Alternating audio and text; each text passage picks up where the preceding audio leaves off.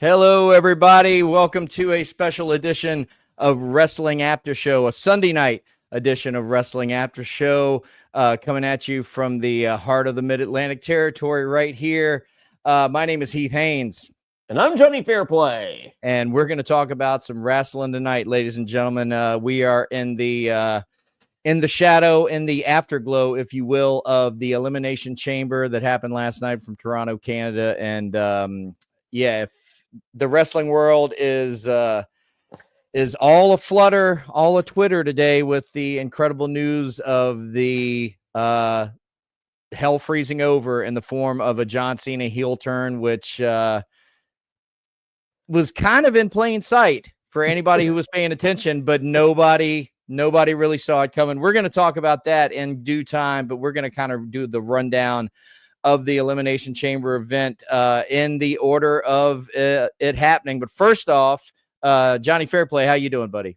I'm doing good. I if I had to put money on what would happen first, John Cena turning heel or Grand Theft Auto 6, I felt the safe money was Grand Theft Auto 6. And God bless John Cena. If you saw his Instagram, he literally posted a picture of Grand Theft Auto 6 today. The only this guy gets it. The only better thing they can do now is to emulate that cover and a poster with The Rock being the girlfriend. I think sitting on the hood of the car, that would be the way to go. But it's a T-shirt already. It should be. One of these John Cena T-shirts that I feel we're losing a lot of money on, but we'll get there. I feel like.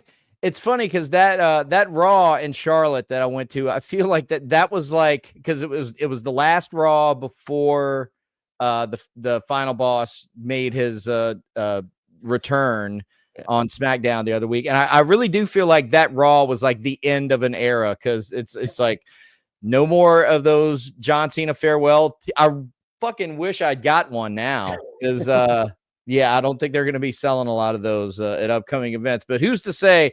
They might be in the clearance rack. There's a big clearance sale at WWEshop.com right now. There it is. One thing they definitely were not selling last night in Toronto, Canada, was anything with an American flag on it. So to start off, and I was wondering this in the beginning, because the general trend, ever since the overtures have been emanating from Washington, D.C. about like how Canada's like not even really a country and they need to be the 51st state. And so anytime I guess there was a big hockey tournament that was going on, a few weeks ago, when a lot of that talk was ramping up, and you were getting videos of the United States national anthem getting booed in Canadian arenas. And so I was kind of wondering this whole time leading up to this event, I was like, they don't always do the national anthem, so maybe it won't be a thing. But like, bam, first off, national anthem. And I felt so bad for that poor little, because she was a Canadian artist. the girl they had singing it, but it was like, sorry. And they let their feelings be known. And actually I was stoked, because fuck yeah, Canada. And then, the Canada happens, and, they're rightfully into their own anthem. But then, and like, I was ready to forget about it for the rest of the night, but then fucking McAfee, or MAGAFee, as I'm seeing him referred to as today online, would not let it go. So Fairplay, your thoughts on the not warm reception of the national anthem last night? Well, a couple things. I did an appearance in Canada a few months back, myself and Jax Taylor from Vanderpump Rules. So we were supposed to do a Saturday afternoon and Saturday night appearance. We got in on a Friday, and we were flying out on a Sunday. And the Friday or the Saturday afternoon appearance was at a pool bar / club, huge, and the weather wasn't optimal. So they're like, hey, do you guys mind bumping the pool aspect of your appearance to Sunday, and you'll fly out on Monday instead? And I was like, well, money talks, blah, blah, blah. And they're like, oh, well, Jax has already said yes, so don't worry about it. And I'm like, oh, thanks, Jax. So, however, Jax is like, well, what are we gonna do? And I was like, well, our hotel, I can literally see where the Blue Jays play. Oh yeah, you went to the ball game. I remember that. And Jax was like, let me call my people. I'm pretty sure I can get us a couple, comps for this. And I was like, okay. So he calls, and we get. I was supposed to wear my City Connect jersey. What was I thinking? So he calls. They give us the Ticketmaster Lounge, which they brought us filet mignon, unlimited drinks. It was front row behind home plate, like on the second lane. The most insane seats I've ever had for anything. They brought us up City Connect jerseys with our name on it and number 24 because it was 2000. It was insanity. I have never been taken care of. And as awesome as this is, Jax is like, hey, I want to go to the Corona bar over there. And they're like, oh, well, hold on. Let us get you 5 security guards because you guys are so 5 security guards later, we walk. This is Canada. Everyone's nice. At that time, they didn't hate America. and I'm pretty sure they don't hate us as Americans. It's just just a little political thing. But I'm sitting there and I'm watching the Elimination Chamber and I'm seeing parts of the building and I'm just like, this venue rules. And the history of what has happened in the world of the WWE in that building over the years. How apropos for all of this. Sure. Indeed. Yeah, it was a spectacular setting. Yeah, and if they were that pissed off, they certainly did not have to spend all their earnings of the month at the event last night. So yeah, so let it, new gate, yeah, new gate record. It's always a new gate. So it's like that's where like McAfee fucking let it go, dude. Like they're paying customers, they can react however the fuck they want to react. But anyway, it's Bizarro world, Heath. Yeah, not to every if you live in the United States, it might be bizarre. To everywhere else in the fucking world, things are very clear. So women's Elimination Chamber match, and I had a ball with this particular thing. Going back to what I said last week, I don't know what it is, but yeah, I'm feeling the love for Bailey, and so I was just having a good time cheering for Bailey. Of course, the return of Jade Cargill was the big news right at the beginning of this match, and it was the perfect vehicle for Jade Cargill because she just has to come out there, look awesome, do 4 things, and she nailed it. And so now we have confirmation that at least one of our suspects, our suspected suspects, Naomi, at least Jade Cargill is definitely under the impression that Naomi had something to do with her sneak attack. And and we got a comment. Good fella 1422. Liv crushed it. Great performance by her. I agree. I'm getting to the Liv of it all. I agree. I agree with Liv on the Liv. Liv Morgan is showing us all good stuff every time she's in the ring lately. Definitely, and with her, what we were talking about last time, her gravity-based offense. It's like she's not. The only time she does a power move, I noticed this last night, it's like she does that 3 amigos. And that's the only time she ever picks anybody up. Everything else is like, I'm going to grab a hold of you. I'm going to pull you. I'm going to let my body weight drag you down. And so it all makes sense. And in the same way that Chelsea Green is working the entire time with the facials, the hair whips and everything. Yeah. Liv Morgan, by far MVP. So we got, all right, so Jade Cargill. I was listening to the Torch VIP coverage of this, and Wade's like, Jade comes in, mystery solved. She beelines straight towards Naomi, and Todd's like, Todd Martin's like, no, not so fast. She actually, in the WWE swerve of it all, makes a beeline towards Liv and then pivots and goes to Naomi. Was the pivot necessary? Right. And well, And Liv was doing a good enough job, just selling, the fear in her eyes and everything. Did you see the new? And they're gonna, if you haven't seen it, I'm sure it's gonna be on the programming at some point. But Jade Cargill published a new vignette today on her Twitter. Did you see that? I did not. You'll be seeing it on the main product, because they spent a fuck ton of money on this thing.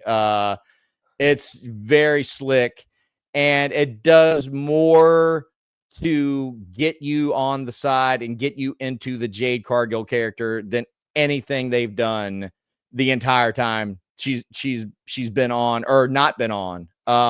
You'll be seeing it. She was super impressed. Go ahead. Well, I feel like the deck was stacked against Jade in that if she shows up and does this and it's not perfect, there's Jade's not, be better. Well, but she nailed everything. But on top of that, Naomi and Bianca are extremely likable. I mean, like, they have done a really good job of making themselves a really likable tag team. I mean, there's been no reason. If you didn't like them, it's not because of what they've done. Right. As far as like anything that Jade had to do, I thought she didn't do any wrestling moves. No. She just had to come in and look fucking pissed off and commit some violence. Badass. Which she did. She looked great. And then I thought the slamming of the door on Naomi was a super nice touch. Huge. And it was Ric Flair Fall Brawl War Games. Or going all the way back to Kerry Von Erich and Michael Hayes back in Dallas in 82, 83. So really hot beginning to the match, and then immediately Bianca Belair has to come in, and she's distraught. She's selling that. This match, though, I had a lot of fun watching it. A lot of the I think I kind of coined a new term, at least in my head last night.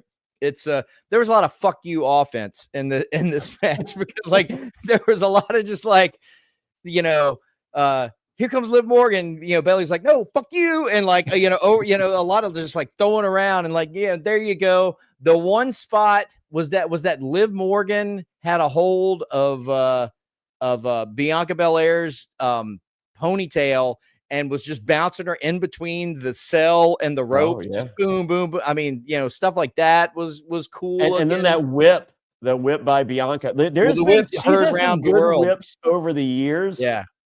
This is the greatest whip of all time. And there are people that were in the upper deck that said they thought it sounded like an actual bullwhip right beside them. It was so loud. Well, yeah, yes. So the reason a bullwhip cracks is because there's a little gimmick on the end of it, and that's what makes the crack. And so they put that gimmick on the end of the braid, and it's going to make that sound.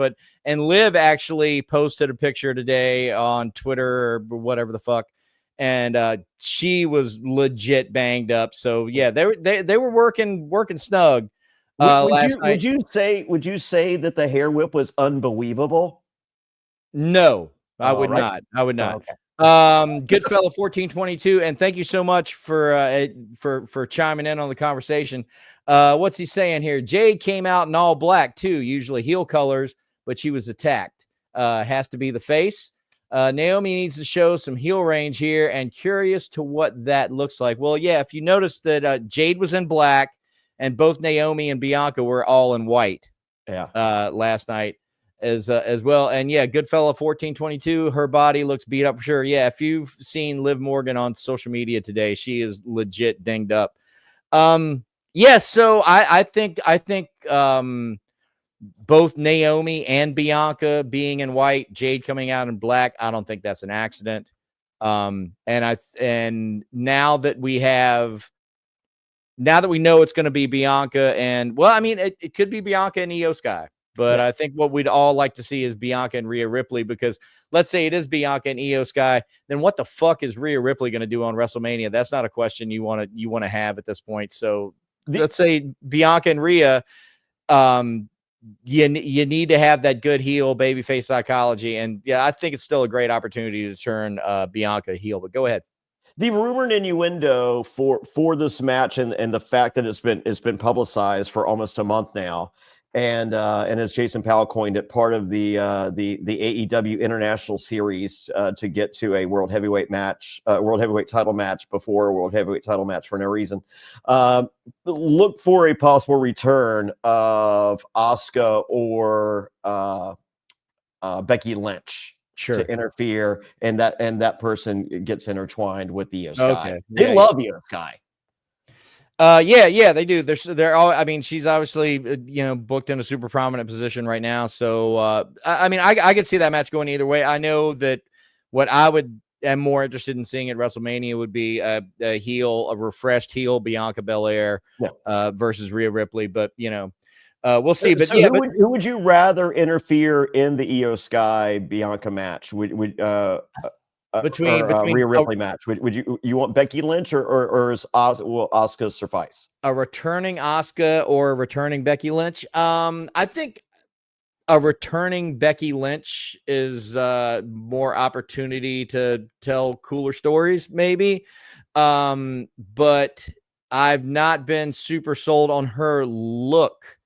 And her and recent appearances, she's gotten real skinny, and if I'm pretty conditioned at this point for the women superstars, if they're a little smaller in stature, I'm okay with that. But as long as they're like a Lyra Valkyria, they're just like the proverbial brick shit house. I mean, they're stacked, muscular. Or like a Liv Morgan or Roxanne Perez, where, they're not like thick, obviously like heavyweights or anything, but there's some mass there. Yeah. Whereas like Becky Lynch, her last couple appearances just looked like kind of sickly almost. She looks she looks like a mom. Just like she looks like a hot mom, super skinny, just like super skinny and bony. So that's that's why Hollywood mom. Io versus Rhea tomorrow on Raw. It will cook. Hopefully, indeed, it will. Good fella. So but real quick, speaking of Roxanne Perez, I thought she obviously they're super high on her. She distinguished herself pretty well in this match. Never thought she was going to win it, but yeah, she looked pretty good. What'd you think? I see Bayley and Roxanne Perez and others in the Mae Young Classic or whatever they're calling it, if they're not calling it the Mae Young Classic. I feel like they still are. And they'll like a tournament thing or like a battle royal thing? The battle royal at WrestleMania. Oh, okay. And Roxanne Perez will win that. Yeah, sure. So, but going back to Liv Morgan, MVP of the match, no contest. I have been so down on Liv Morgan over the years. I didn't think it was there, and it wasn't. I don't think. She might be my favorite women's wrestler currently, and on pace to be my favorite women's wrestler of all time. Top non-comedic woman heel for sure, because Chelsea Green still has that, kind of comedic streak. But yeah, no, Liv Morgan is tremendous. All the stuff with Dom, this whole past year, and it's sort of undeniable at this point. And obviously they feel the same because they kept her. I mean, she remained in the singles champion, the women's championship scene until it's like, okay, no, that's done. And then immediately, boom, she's tag gold. Which she's one of those where it's she always needs to have some sort of gold. I think it should just be part of her costume. Like Dusty Rhodes said that the United States tag team belts were just part of the Midnight Express's gear. It's like they just have, Liv Morgan always needs to have like some sort of little belt. But I thought the returning Alexa Bliss, I thought she looked great. She really like works overtime. Facially, they did a lot of close-ups in the, while they were waiting in the pods. Yeah, it's crazy. So Alexa Bliss's husband was there, second row, seats courtesy of his wife Alexa, and his invited guest was Saul from last season 47 of Survivor. How about that? Oh, I think I saw him. Good fella. That leaves Liv's Mania match, a tag match. I'm thinking we might see, and this is weird because they're on different shows, but maybe a Judgment Day Wyatt 6 program, and then they would all end up in some sort of deal. That would be all of their, which seems not an ideal vehicle to properly showcase Liv. If you put her in some like a eight person mixed gender tag match, that seems not no. great. I think it's as simple as the women's tag team champions can float from brand to brand. Okay, they end up on SmackDown, and Nikki Cross and Alexa Bliss are a tag team. Yeah, of they course. have a tag match, and of course Dom and Carlito and whoever show up, and as a result the Wyatt 6 show up. Oh, I mean, they can do whatever they want to do, and I don't justify it. I don't need an 8-man whatever. I want the women's tag team championship on the line, 2-on-2, and then you can do the spooky haha around it. Unfortunately, I feel like we are going to see a lot of multi-person bullshit just to get everybody on the card. Well, I think they can be at ringside, and that counts as a payday. Sure.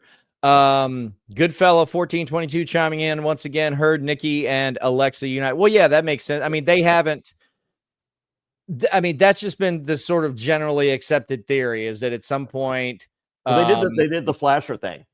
Alexa Bliss will unite with the Wyatt 6, but did they? Yeah, I was waiting during the match last night. I thought like, oh, are the lights going to go out at some point? Are we going to see some of that bullshit? But have they actually made any overtures on screen that there is or will be a link between Alexa?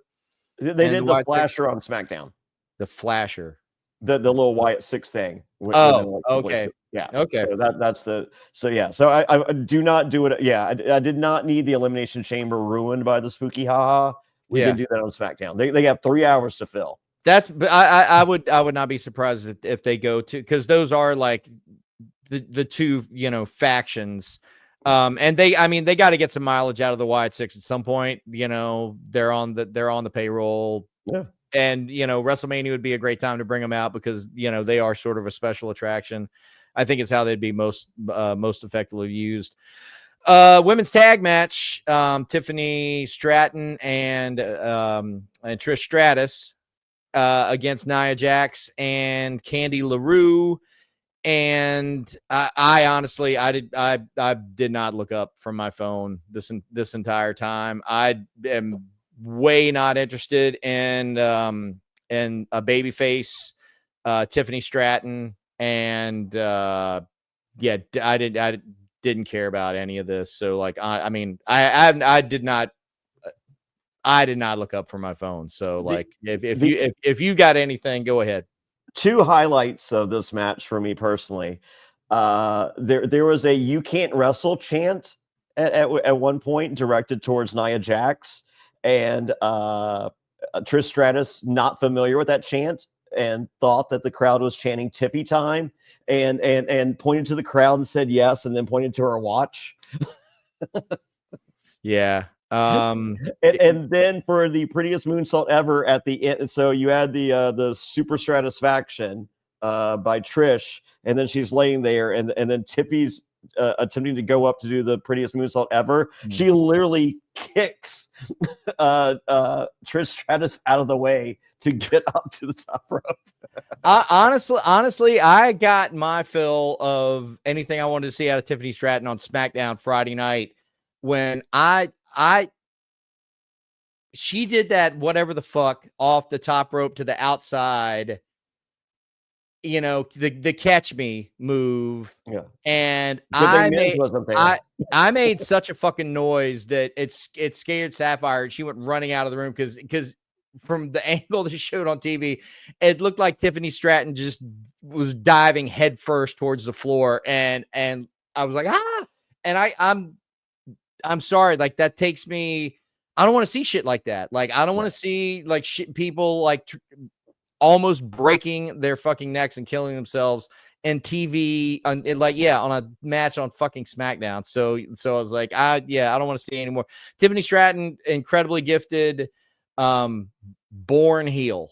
And the fact that she's working babyface, that they never really turned her babyface is not effective for me. And honestly, I was just glad that the match didn't end and Charlotte Flair came out and made a stupid face and pointed at the sign. I was relieved that was not part of the proceedings last night. So because I didn't see that left me with an okay taste in my mouth with the whole thing. But honestly, I didn't pay attention. They have a lot of work ahead of them for Tiffany Stratton versus Charlotte Flair. Yeah. And unfortunately, I think it'll probably they're just going to get the match in the ring and let it happen. The good news is we're not burning through a WrestleMania quote unquote main event on Saturday night with this, because there's no way you can at this point you can justify that. I mean, because a lot of us, we're going to get to the CM Punk of it all, but a lot of us want a CM Punk WrestleMania main event, which could be a three-way at this. We'll get there. We're going to get there. We're going to get there. But Tiffany Stratton versus Charlotte Flair I'm going on record right now, cannot be a Saturday night main event for WrestleMania. No, no, I don't think it's going to be. If you mean main event as like actual main event, like last match, no. Yeah, I think honestly, it would be a good Saturday night's main event, as in Saturday night's main event, as in the programs. That's what I thought you were talking about. Yeah, that's what it should be. No, night one of WrestleMania. Well, speaking of burning through potential WrestleMania matches, that's basically what we got with the next match, the unsanctioned.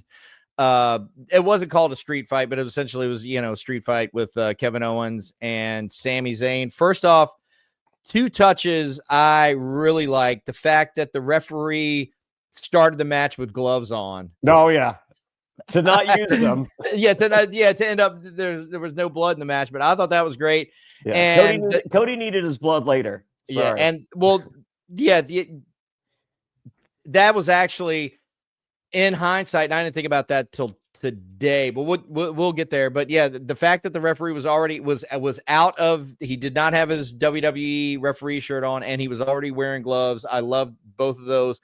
Yeah. And the fact that they did the thing, the lights out thing that you were talking about, where like they turn the lights off and then bring them back. I didn't detect that, but the lights were dimmed significantly. It was funny because some people, they're just like, oh my God, did you see the lights? It was like a WWF house show from back in the day. I was like, or Jim Crockett Promotions for a TV taping. Yeah, indeed.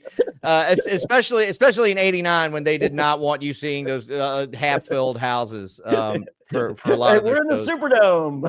Yeah. You'd never know it unless we told you. We promise. We're in the Superdome.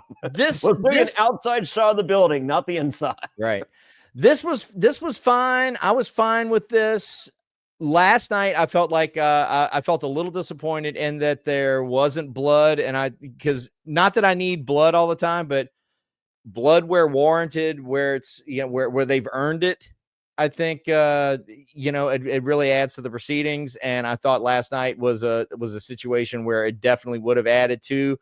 But in hindsight, today I realized why they didn't do it, because that made the impact of blood in the main and the main event segment hold a little more gravity. So I understand why they didn't do it. I mean, this was cool. Everybody sold in a way that the only thing that I saw that was super unconvincing was the Kevin Owens is on the top turnbuckle, and Sammy just gives him like a chair shot to like the chest, I want to say, and then like his face just like completely just like checks out, and it's like that was a little weird.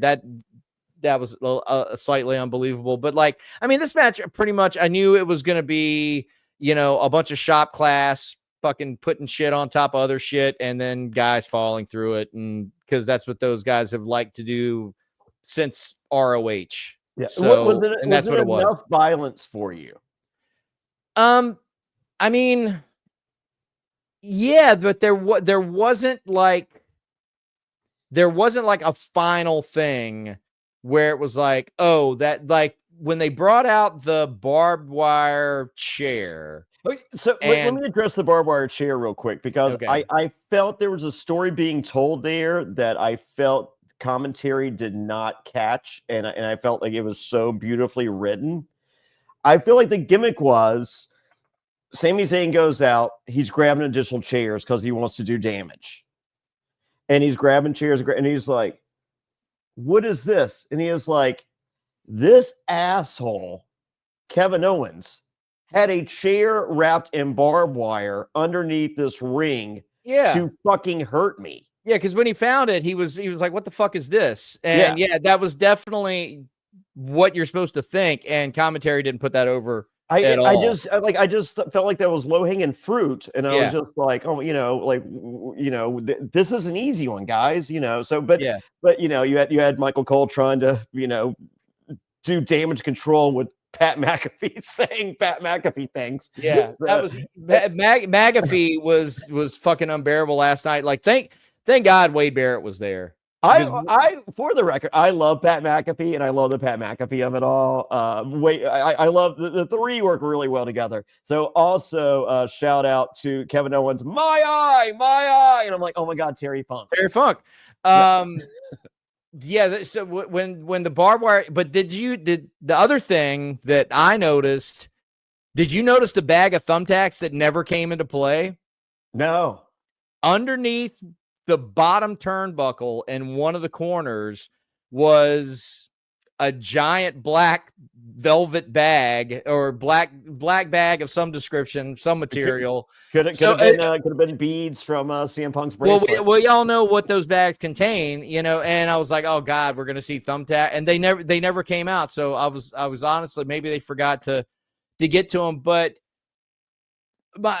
yeah, this match was fine, but at the end, they didn't really give, like, you didn't see Sami Zayn getting wheeled out or stretchered out or the neck brace or like any of that stuff. It was like Randy came out and fucking, fuck you, Sammy, thanks for coming. Like, it was like an afterthought in the, in the Randy Orton of it all. But it was good to see Randy back. Did he look smaller to you? He had no choice. I mean, he was so swole up. Yeah. So did you have a problem with Sami Zayn putting the plastic bag over Kevin Owens' head? Was that okay? That never happened. What about the hypodermic needle or the cinder block? Were you okay with those? Yeah. Yeah. So this match was fine. It got to just a level. It did not get up to CM Punk, Drew McIntyre, Hell in a Cell levels of violence, which is like kind of the new ceiling, I think, for WWE and that kind of hardcore match. But yeah, it was fine. It was two dudes like not really hurting each other and making it look like they were hurting each other, which I like a good table stack. I thought that was good. Sami Zayn is so amazing. So we have Randy Orton for the save after the fact, it's just like, after Sammy's dead, then Randy Orton comes out, couldn't be bothered with his music. Is this just as simple as, hey, you got Sami Zayn versus Kevin Owens, and now we're moving towards Randy Orton versus Kevin Owens at WrestleMania? Or is it a three-way dance in which I see one of two things happening? If it's a three-way dance and it's just like, and Kevin Owens is like, no, I beat him, we're done.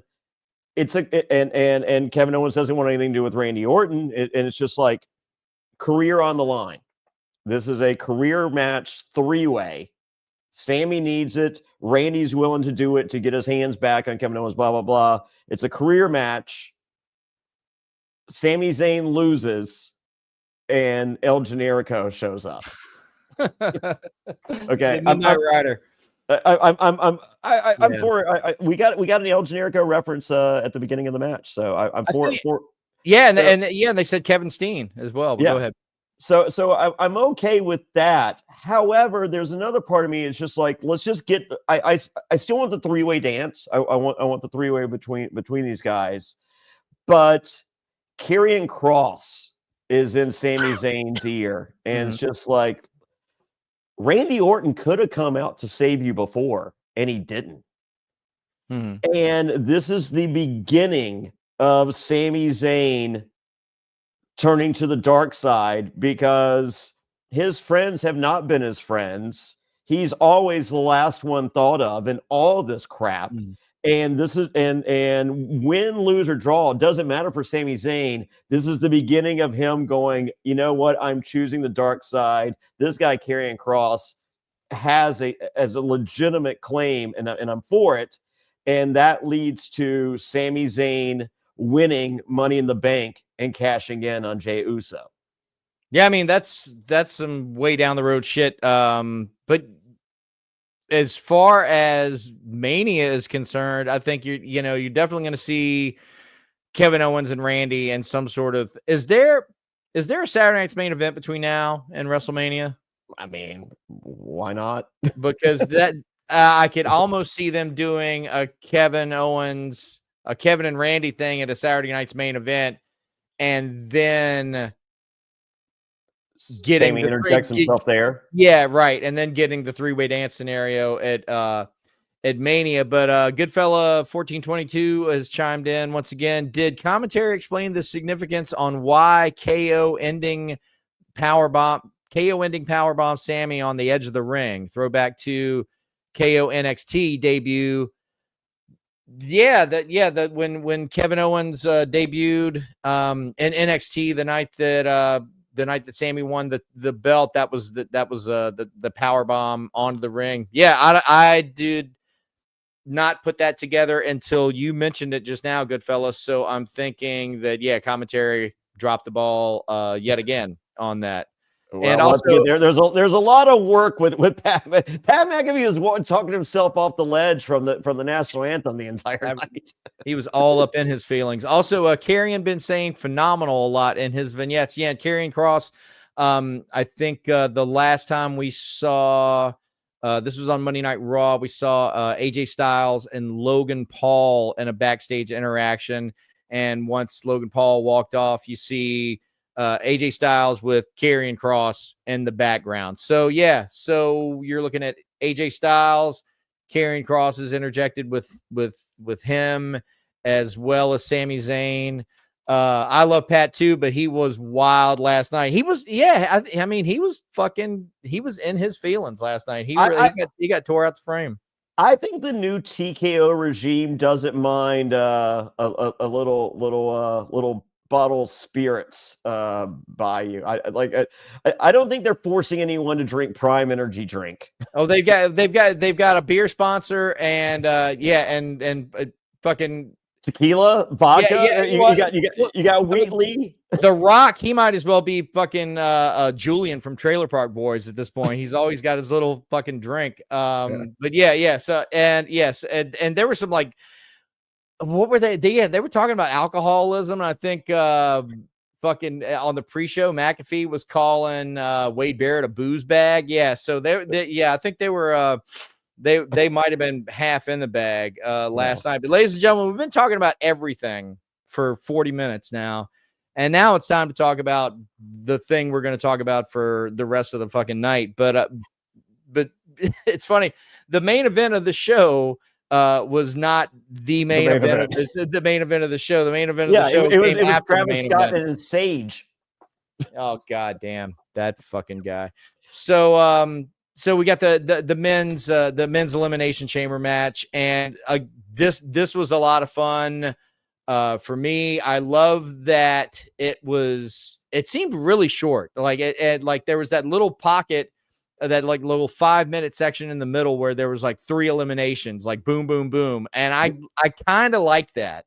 don't think I'm watching going, is this the safest Elimination Chamber we've ever seen out of fear that someone's going to get hurt and fuck up everything? Well, there was 3 eliminations before CM Punk even got in it, and he wasn't even the last guy. So yeah, and I was shocked though that Drew McIntyre was like the first eliminated. He was first. Well, before the first elimination, Logan Paul comes out. He's getting some heat because of the the American flag, Logan Paul, and he's like, "Oh, hold up, I'll be right back. If you want to boo me, I'll give you a reason. Here's the biggest American flag that Hacksaw Jim Duggan couldn't carry to the ring." Yeah, brilliant. Great. Do you love that? I mean, I know you're not a Logan Paul guy, but do you love as a lover of heels? Well, I mean, the guy knows how to get heat and in real life, and he's just, and that happens to be a skill you need if you're going to be a pro wrestling heel. And so, he in addition to his natural gifts, his athletic gifts, I should say. He's gifted with his personality, for fucking being a pro wrestling heel. So and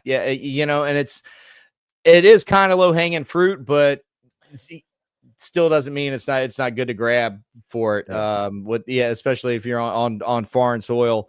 With a country that our nation is openly antagonizing, show up with a U.S. flag.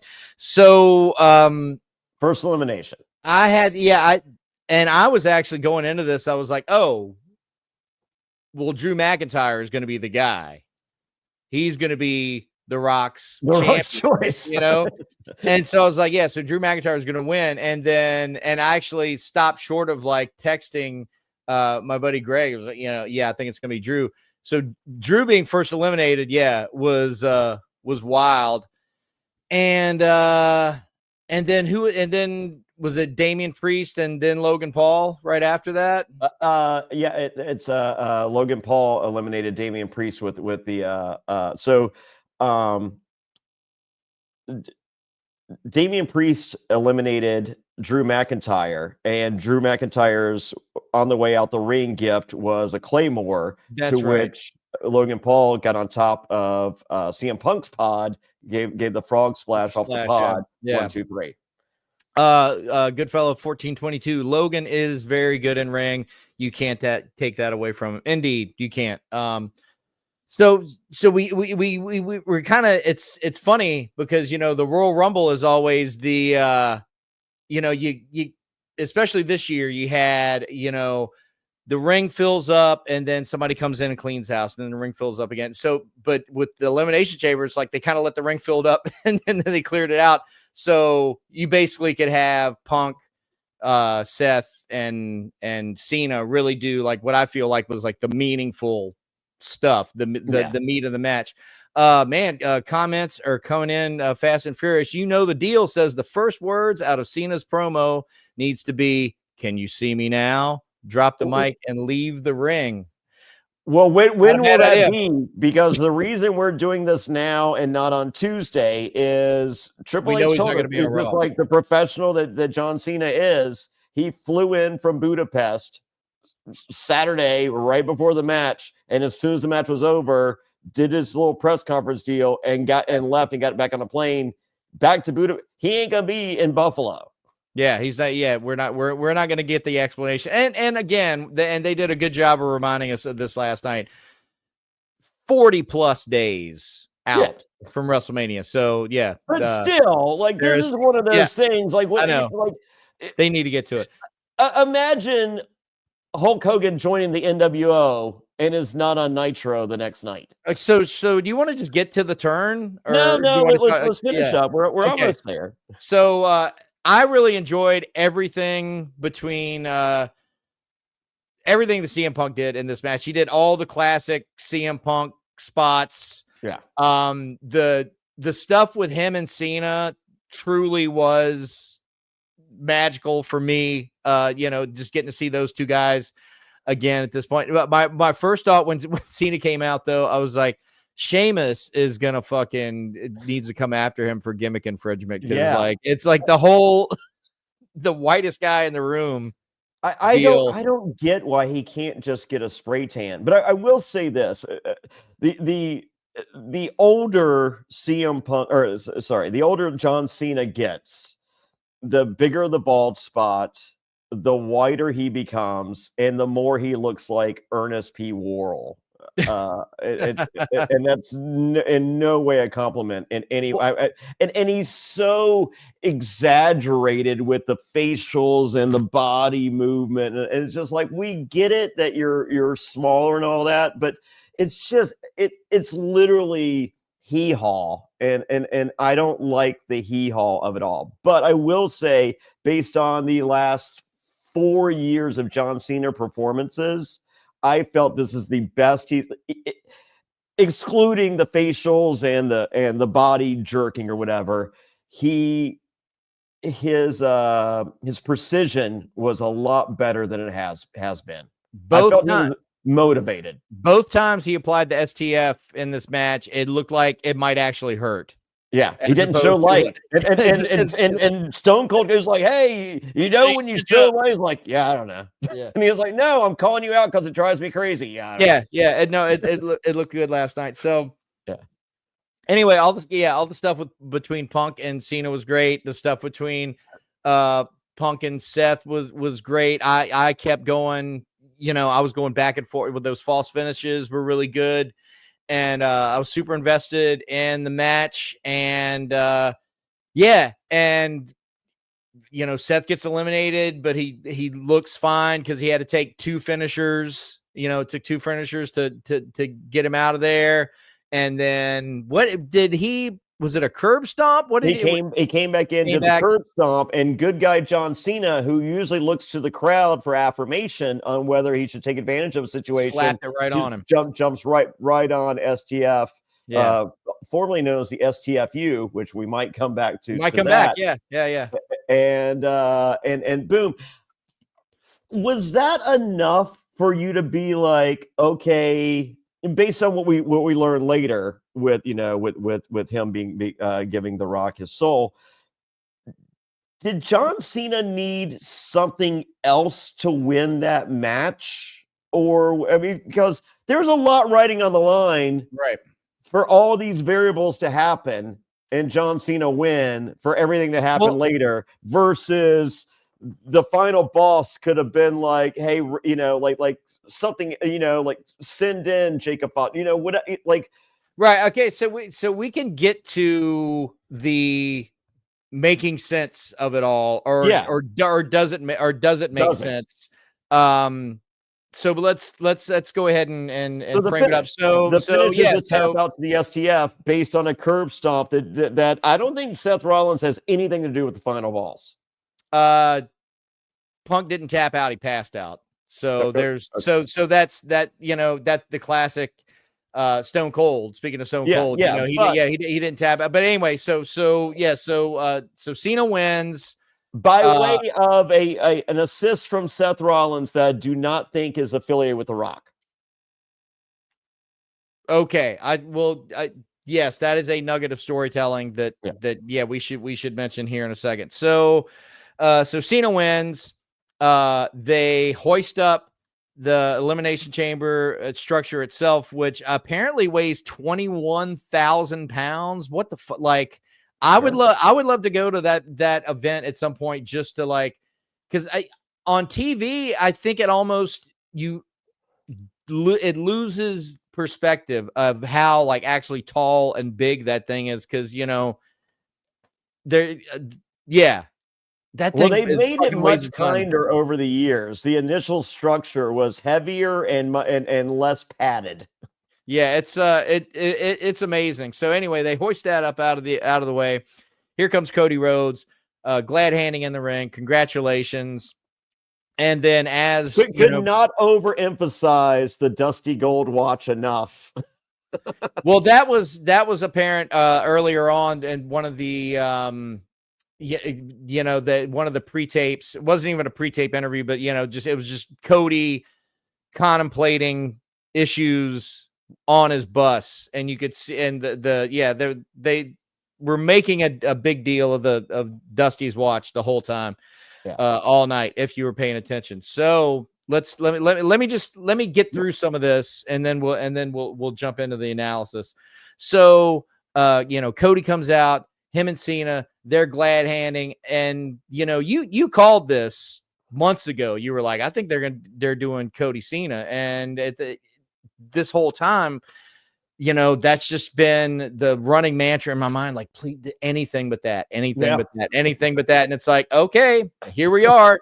That's what they're doing. They're doing Cody Cena. So here comes Cody, him and Cena shaking hands, man. Okay, this is gonna be a battle for the ages. Gonna be great.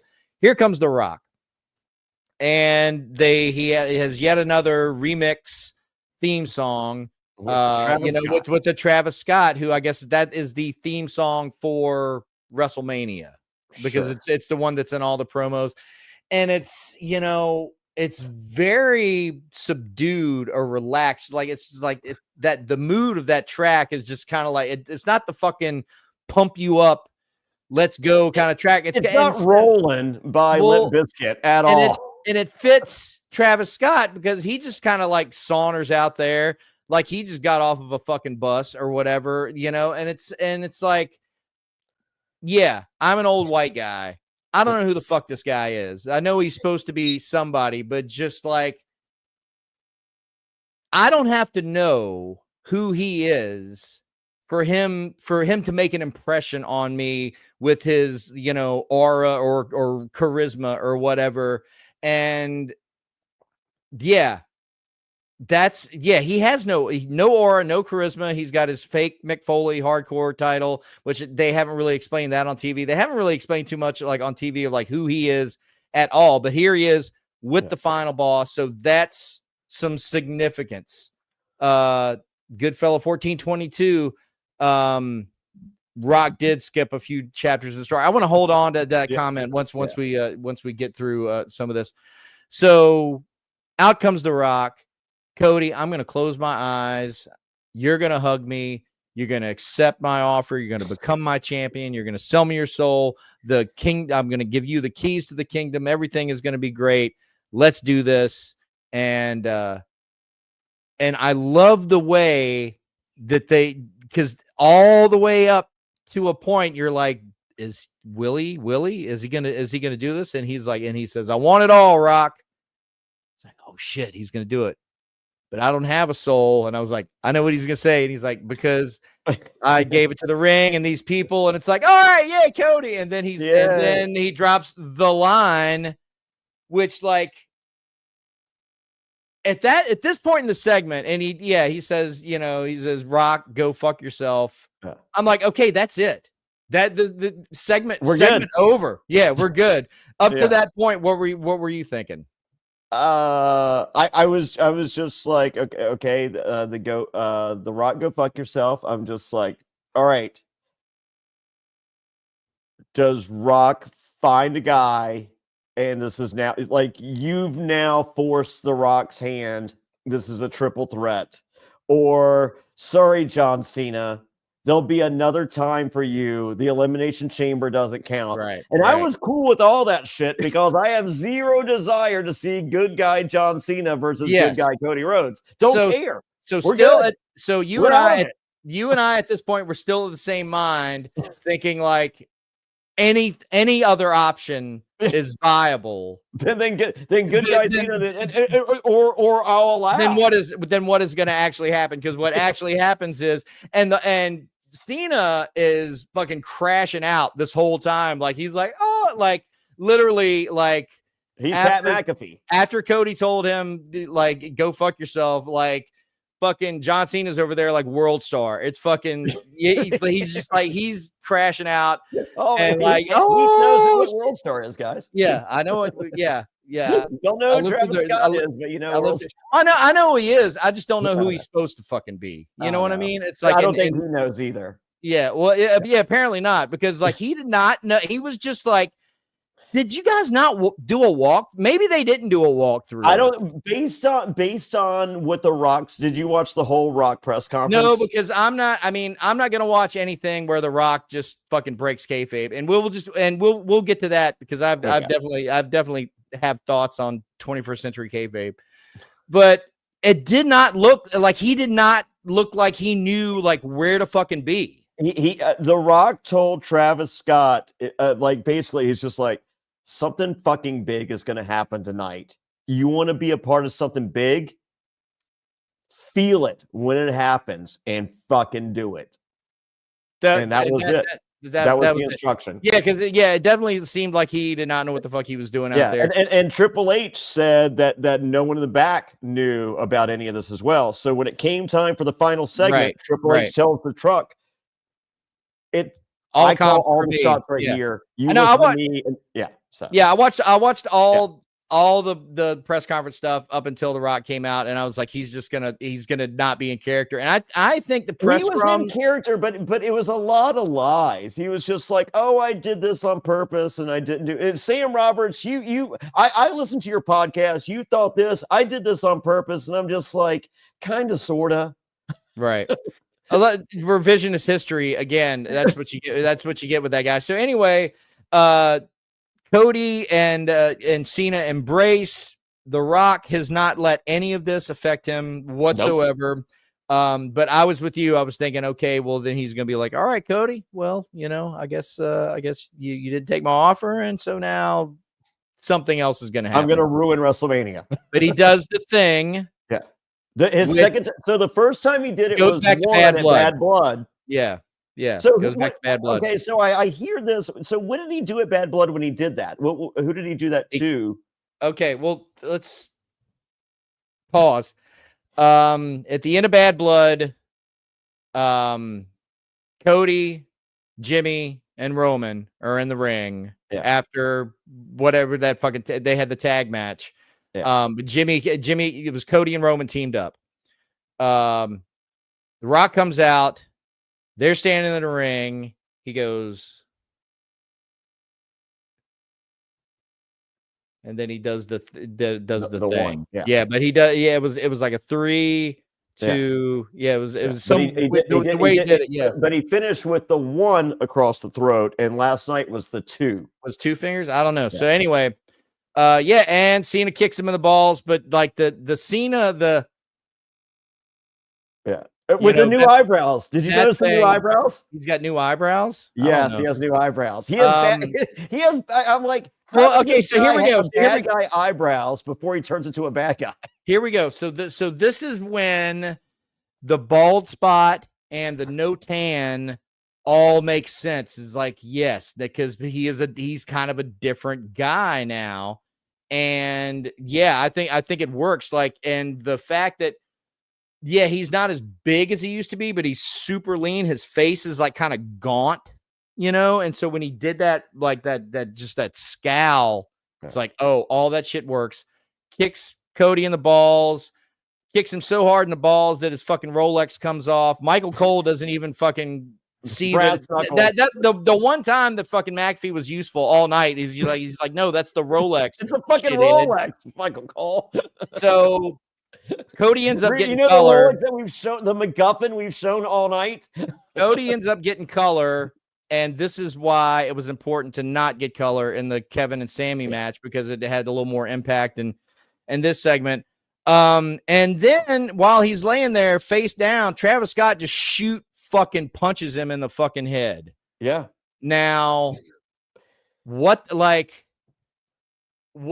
envisioning is way down the road, because I think Cena's gonna this is gonna be night 2, main event, and I think Cena's gonna win, and this is gonna be a return to, like how Empire Strikes Back was basically Empire. WrestleMania 39 was like Empire Strikes Back, the ending.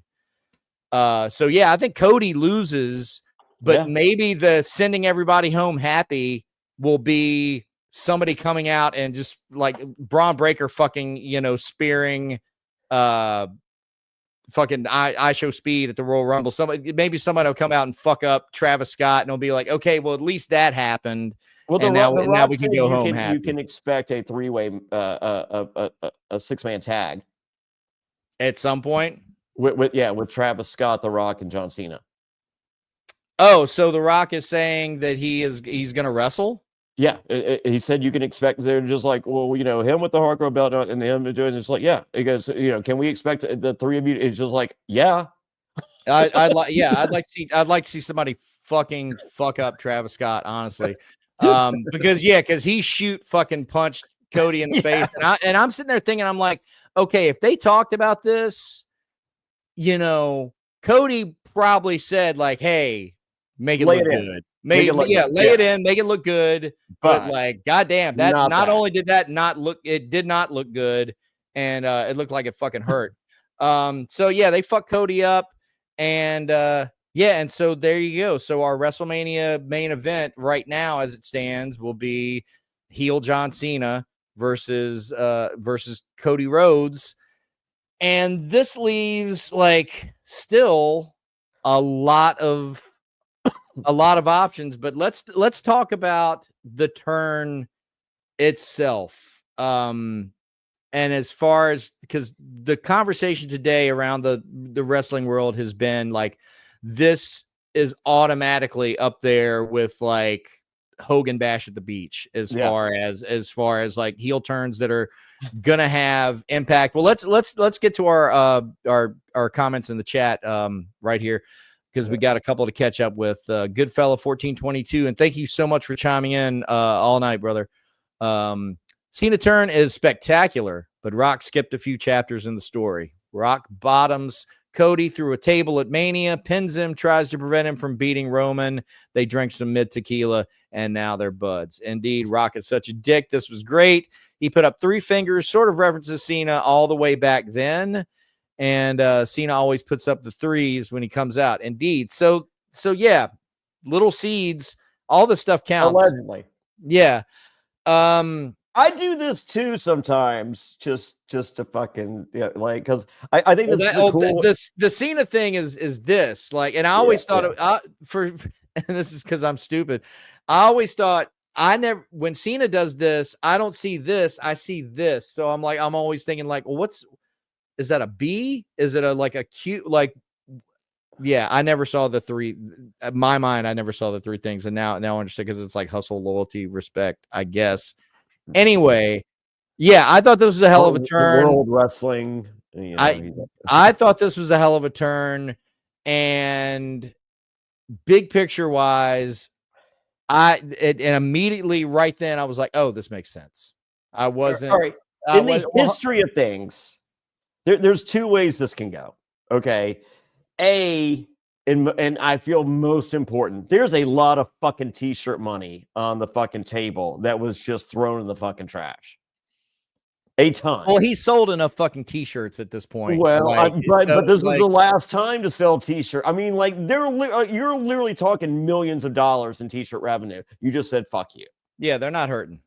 Okay. I don't think that's a that's a fact. Okay, well, I'm just saying. Good. Okay, go ahead. When Hogan did the deal at Bash at the Beach, there was 10 more years. Hogan was, for all intents and purposes, in the prime of his career. We got 10 months left. Okay. Right. Okay. So it's like, in the grand scheme of things, this is the greatest thing ever, because Hogan rode this thing for years, and John Cena can only ride this for 10 months. But maybe the world of technology that we live in, 10 months is 10 years versus 1997. Well, the other thing, when Hogan turned, he was on a decline. People had given less and less a shit about him year after year. We've given less and less a shit about John Cena up until now, because it's like, oh, he's finally leaving. Yeah, see, that's what I'm saying. It's completely different, because Hogan was in desperate need of a change, a shift, in order to get people to care about him again. John Cena is not in that position. People care more about John Cena right now than they have in years. And so even though it we weren't in love with the idea of him in a world title thing. So we weren't that in love. John Cena's, except for that one guy that was thanking Seth in the Elimination Chamber that had the t-shirt that said Cena still sucked. That guy's definitely in the minority at this point. Yes, I agree. People are on board with cheering John Cena. Yes, wholeheartedly. But we were not stoked to see good guy John Cena versus good guy. No, but that's not what we're getting. So okay. That's why this makes sense. It's like, if you're going to do this match, somebody's got to fucking turn heel, and it might as well be Cena at the end of his run. The one thing he's never done is had a meaningful heel run. Now back in the day before he was Super Cena, he was but it's just like, that's like saying Hogan was a heel in the AWA or like when he first showed up in WWF in the late 70s. It's like, since he's become a star, he hasn't had a meaningful heel run. So like, he gets to do that. And that's also awesome because it leaves Ricky Steamboat as the guy who was never turned heel. The guy. Yeah. So, and go ahead. So my counter is it also just as simple as we got bad guy Cena versus good guy Cody Rhodes? They have their match at WrestleMania. Cody Rhodes wins. Cena sees the error in his ways and gives The Rock an FU. No, I don't. I mean, they could do that, but I think that would be squandering the Cena heel run. I think he should win at Mania, beat Cody. And CM Punk, Cena, SummerSlam. Possibly, but we're going to get in December of this year in Boston, they're adding a pay-per-view, Ruthless Aggression. And that is going to be, and that's going to be the Cena farewell pay-per-view. I think we get Cena winning the championship, heel Cena. I think the second place trophy for CM Punk not main eventing WrestleMania is CM Punk gets to beat Cena at SummerSlam for the championship, and I think Punk's happy with that. And then Cena's final match is against Cody Rhodes, where he gets the win back and retires John Cena. Yeah, that's essentially where I was headed with it. Oh, sorry. Yeah, my bad. Spoiler. Yeah. All right, never mind. I'll tell you. You know what? What do you think? Goodfella 1422 says Cena versus Orton maybe the finale. There's going to be a Cena Orton match. Yeah, but we don't at some point, but I don't think that'll be the end. I think Cena's final match will be the true passing of the torch to Cody Rhodes. I think that'll be the final chapter of this saga, and at that point, I think we'll get the reversal. Oh, by the way, actually, fuck you, Rock. And, so he can truly go home as a hero. He can see the error of his ways. Yeah. Fucking Darth Vader throwing the Emperor down the elevator shaft and Return of the Jedi, Yeah.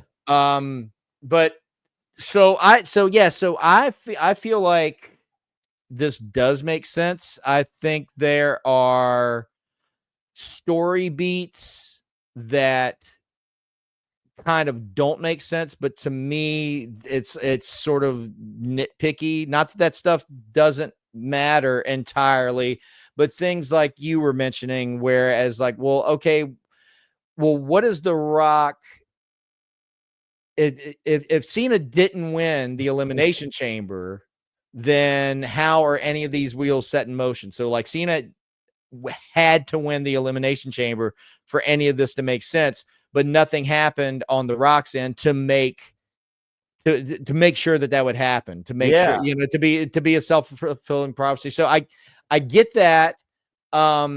What does The Rock and Cena partnership, what does Cena gain out of it, as far as the context that we had sort of Instagram put in followers for us. Like Instagram followers, yeah.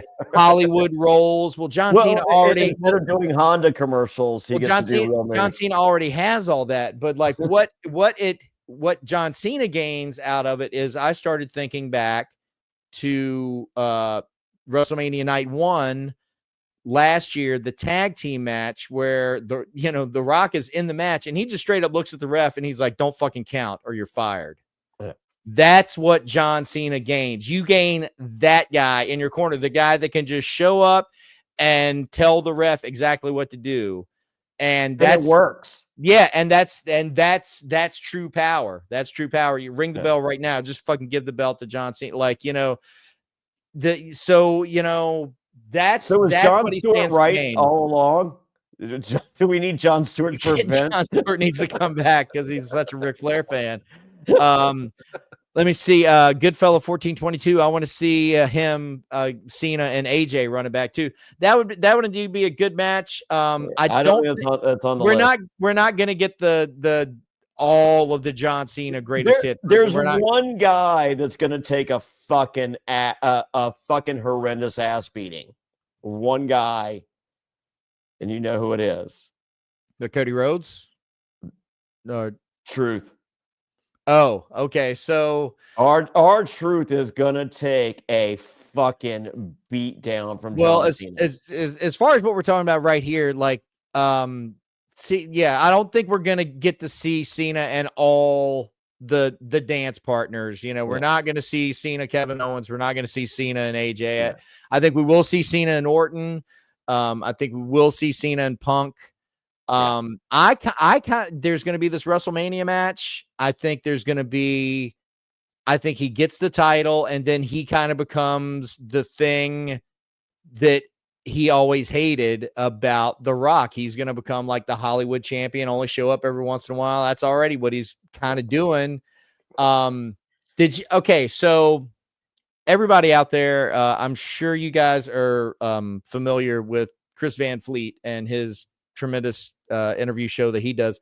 He did an interview with John Cena about a year ago, and right in the middle of this video, I think it's like the 30-minute mark, cue it up, and they detail because apparently they were in advanced discussions on the heel turn of turning him heel in 2012, around the time where him and Rock were doing their WrestleMania programs, and they talk about it.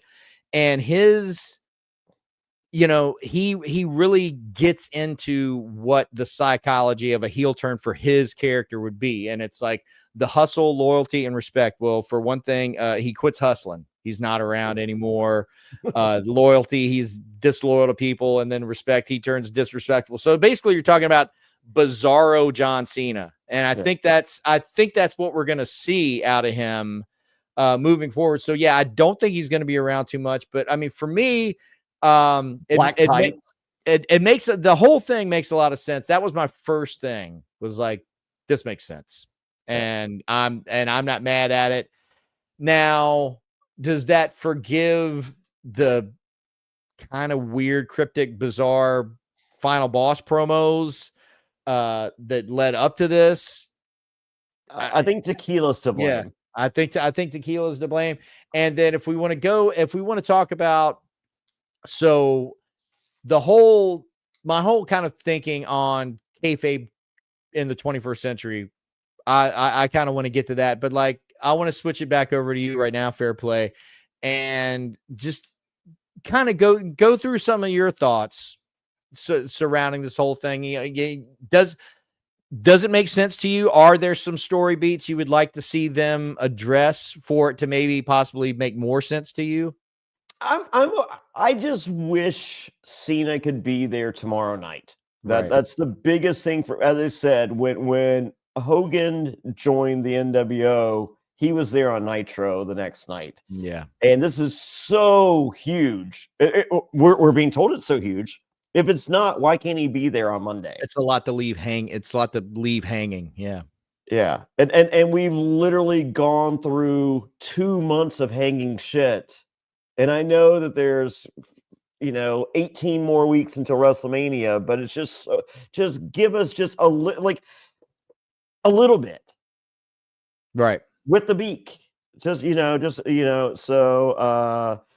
but it's, I'll allow it, because as I said, I would have taken anything on the planet other than babyface John Cena Yeah, versus yeah, babyface Cody Rhodes. I mean, like, literally, I could not imagine it. Like, it worked with Warrior Hogan. That shit don't fly right now. And this right, heel John Cena, God bless you. This could be the greatest thing ever. yeah. But I mean, just the timing kind of sucks, and it makes him more of a heel. The fact that he's not there, Oh, indeed. I will say that. But we've literally gone through 2 months of just waiting, and I feel like you just press the brake again. Yeah, yeah. I get, and I definitely have been in the position like the past couple months. It's just like, I'm fucking tired of thinking about this shit, dude. Yeah. You know, Yeah, let me stop thinking and let me just like just get there. And but before I get to the 21st century kayfabe thoughts, I do want to address Goodfella 1422. Going back to I think R-Truth is going to have to get a beat down. R-Truth on Twitter today was pretty funny. Brandy Rhodes tweeted out, John Cena sucks, and and R-Truth responded like, hey, let's not jump to conclusions. That was his thing. We don't know everything. Okay, so there's two ways.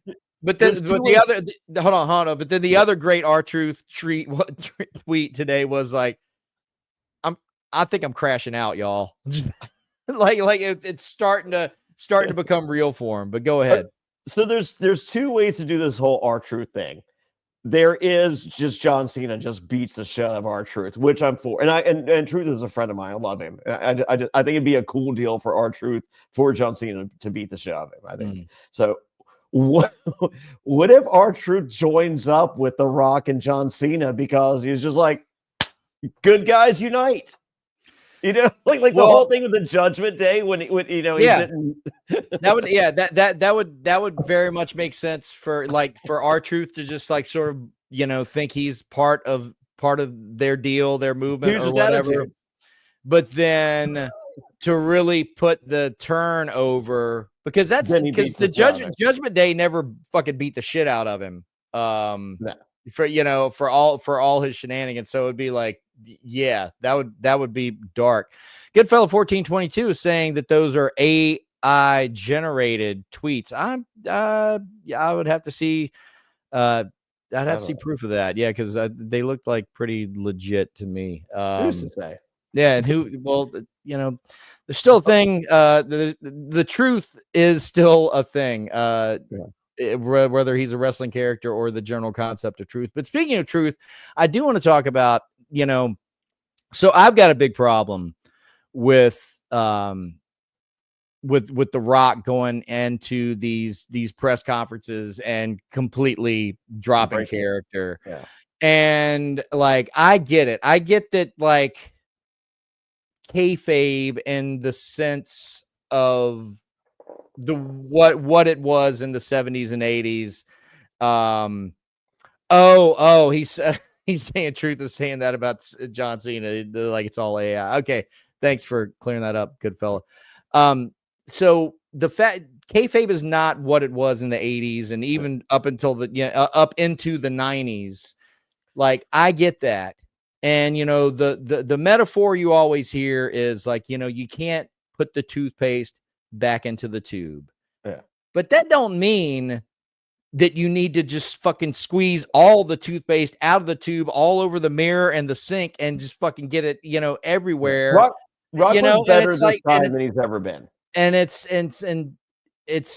when I go to the movies, that would be like if the behind the scenes special making of was just like part of the movie. And it's like, oh, and this is how we fucking did everything. And I guess like, that's fine. So that's why I'm choosing to not engage with The Rock, any of his content outside of the context of like, what is storyline. Cause it's just like, dude, like we all know, dude, that this is fucking fake. Like, No, and that's he like, did- and like, this was much that's like better. when you're talking to people, you know, and in your day-to-day life, what are you? Oh, yeah, I'm super into wrestling. Well, you know, it's fake, right? Really? Like, no, this is not a fucking newsflash, but like I said, it's like because we know it's all fucking, you know, scripted or fake or whatever, that you guys are not really, you know, saying these things and meaning them about each other, doesn't mean that we need to hear that. But you're saying that he was a little bit better. He was a little more in character last night. He's much better than he has. Yeah. He did say that he would like Travis Scott to be at every show because his secondhand high carried him throughout the evening, and his tequila, and literally said that. Yeah. Well, I think the final boss's next next portrayal is not gonna be on Raw or SmackDown necessarily. I think it's gonna be in fucking rehab, because like that guy might be redlining, like seriously. But anyway, that's kind of it. Like, It was much better. And the last question was from my friend Mert Schaffer, so that was kind of crazy. Is that right? Yeah. Well, it opened up with I was like, okay, because when he walked out, it seemed like, okay, he seems like he's a little more in character right now. And then Denise Salcedo had the first question, and then he's like, Lisa, what, you know? And then that's when I was like, okay, he's fucking wasted. I'm not even gonna, you know. Yeah. So I'm corrected real quick. I'm glad to hear that he was a little bit more in character. Yeah. And but even the in character stuff, like he was just like, yeah, we've been talking about this, and Paul has his team, and I have my team, and I want to put over my team, and we're able to work with Paul's team, and I'm just like, I wish he worked a little better with Paul's. So it was some big dick contesting going on. And, for sure, you know, so put over Gerwertz, you know, and John's been thinking about this for a while, and we had to make sure. And then he did the fucking Hogan of it all, you know. He's just like, so, but you know, because we knew this was Toronto, so if you notice, we did everything real slow, because if the crowd had turned on Cody, we were going to turn it again, right? And I'm just like, because him and Hogan cannot fucking ever not put themselves over for being able to read the room and in the Sky Dome that year. And it's like, yeah, no shit, you guys know what the fuck you're doing, and you come from an era where you did call shit in the ring. So like, yeah, when you got out there and the alignments were reversed, you fucking worked. You're not geniuses. Yeah. Well, no, but they were gonna do that last night as well. I get that. I'm just like, no, and that, everything was the world was a different place for Hogan Rock WrestleMania 18. Yeah. So nobody was the wrestling world, and all of it was a perfect storm of they were tired of the bullshit. And they were just ready to fucking be done and cheer fucking Hulk Hogan in Canada. For sure. Because that's an overseas market that he always did well in. And that was not going to be the situation last night. Well, so that was the end of Elimination Chamber, and all the way up to the post show press conference. Yeah. So I just have one last thing to ask you. Yeah.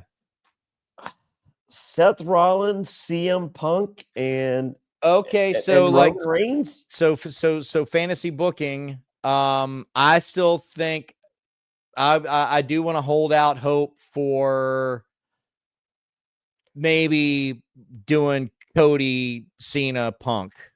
Oh, I don't know. I don't know how that, because we still get the Paul Heyman favor. Out of all these scenarios, I was thinking about this. I fucking opened my eyes this morning and started fucking running this shit. That's why I'm almost ready for it to all just fucking be over. So one-on-one Roman Seth, I think that's way better than a triple threat with Punk inserted into that. Yeah. Cody Cena is really good one-on-one. Adding Punk to it, does it make it better? Does it make it worse? I don't know, but it gets Punk in that main event, which which we want to see. Now, outside of those two options for Punk, we have very clearly they're trying to tell a story with him and Logan Paul. Yeah. Which, if it wasn't WrestleMania, I would be super into it. Sure. But it's not any other, right. There's 11 other Right. pay-per-views that I'm like, yes, sir. But not Mania. So Not Mania. yeah. So those are three options for Punk. I think those are the top three options for Punk. And then beyond that, yeah, I don't know. I don't know where else he fits in. Now, will this favor, it's I mean, I think we talked about it last week where neither one of us thought he was going to win Elimination Chamber because the favor would have to come into play. And if he won Elimination Chamber, then the favor doesn't come into play. Yeah. So the favor is going to come into play. And we've discussed how we both feel that it's got to be something that Paul Heyman can actually accomplish. It's something within his sphere of influence, if you will. He does. He probably has both of them on both of his phones. So, yeah. So could that be the thing? Paul Heyman pulls the strings and gets Punk added to that match. Yeah, I don't know. I definitely. I mean, storyline wise, it would make sense to do a triple threat with him and Roman Reigns, but I don't fucking care about that with no belt on the line. Storyline makes sense. It makes sense for him to do something with Logan Paul, but with nothing on the line, that's not going to be a main event, and that's just a fucking match on the card. What we've heard the rumor and innuendo that Punk wants this WrestleMania main event. That's a thing he wants. Yeah, that could still happen next year, Sure. But that's not what Punk wants here. But is Punk told, hey, we're not giving you WrestleMania main event, but John Cena is beating Cody Rhodes and you're beating John Cena at SummerSlam. Are we good? Right. Or, you know what, Rocky? You fucking screwed me out of 2 WrestleMania main events when I was the champion back in the day. You beat me for the title, screwing me out of the second WrestleMania main event. I went ahead and had one of the matches of a lifetime with The Undertaker and kind of showed you up. But I'm fucking so tired of every time I get close to this WrestleMania scene, here you come. I know you can't fucking stay away from the spotlight, Rock. I want you at WrestleMania, and we get Punk and Rock. That is fucking something. I just thought of that. That's the night one main event, right? Dude. Yeah, I mean, you and I both thought night one main event would be Jay winning the world title from Gunther and everybody going home super happy. And like, that could be the first thing. And I think that, the curtain jerker of night one, the very first match. Here we go. World Heavyweight Championship. That'll pump up the crowd. Wow. Yeah. So, but yeah, I mean, Punk Rock. That fucking that holds water with me. I don't have a problem with that. Yeah. So, and Rock wins.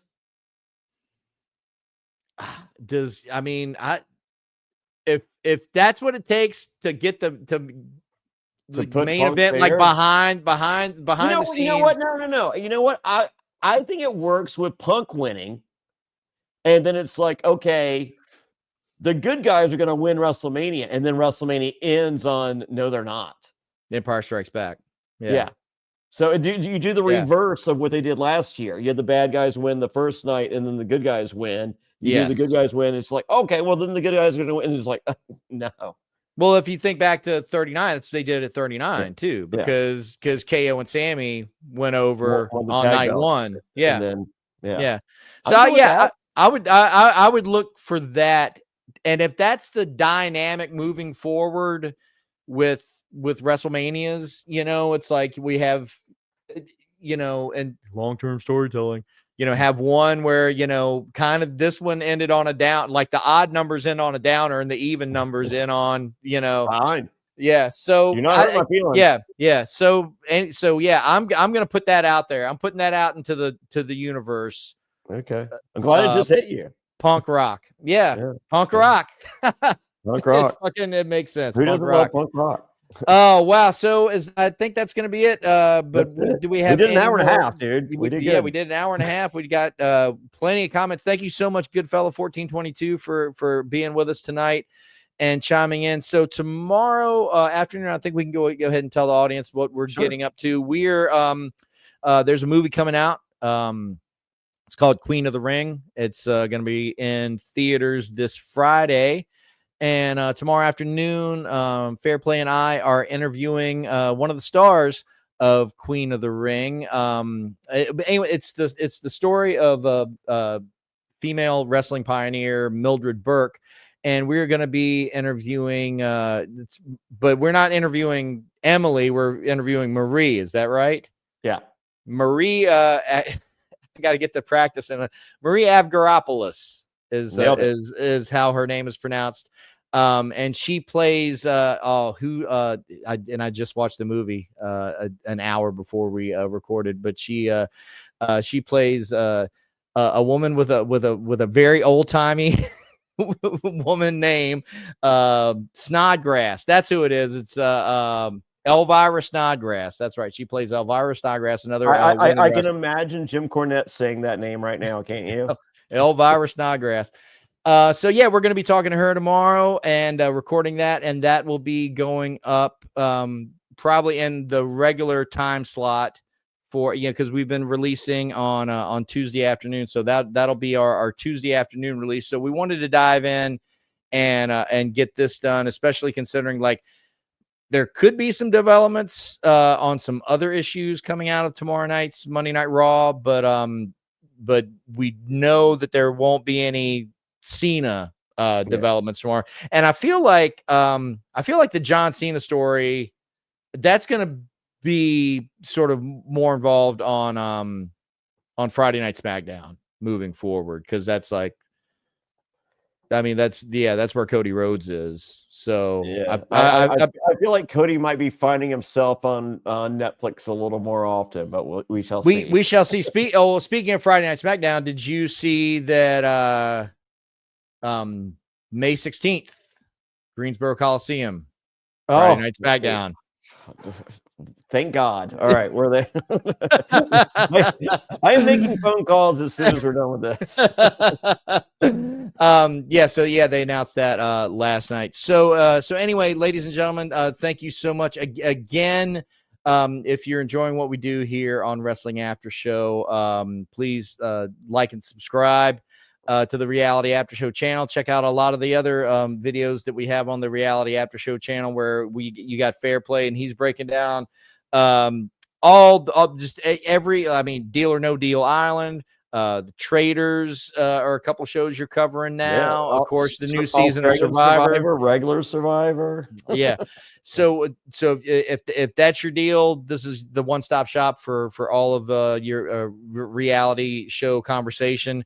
Of course, we talk about pro wrestling here, but we are part of the Reality After Show family. If you're listening to us on one of the myriad of podcast platforms that we appear on, download us, leave us a like, a review, all that good stuff. Comment on this video. Let's keep the chat going. Thank you so much for our friends who chimed in tonight. Goodfellow 1422, and there was one other audience member that we had get in tonight. The deal. And if you dig this, now that we've got this kind of remote setup we're doing, I think we're going to be able to do a little more sort of like immediate after show type thoughts. If that's something you'd like us to continue doing here on the channel, let us know. And if that's about it, is that all you got, Fairplay? That's it. Check out JonnyFairplay.com for links to all my awesome stuff. Get yourself a cameo, cameo.com/JonnyFairplay. I will be in Boca Raton. Go to BocaRatonWrestling.com or BC. Look it up, Boca Raton Wrestling. Me versus Neil the Heel this Saturday, Sunday. That's coming up this coming weekend. Oh no!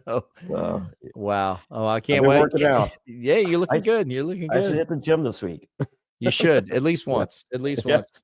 Yeah. Well, thanks so much for Jonny Fairplay. My name is Heath Haynes, and we've had a good time. Thank you so much for listening in and watching. We'll see you next time. Thanks so much. Bye, everybody. Bye.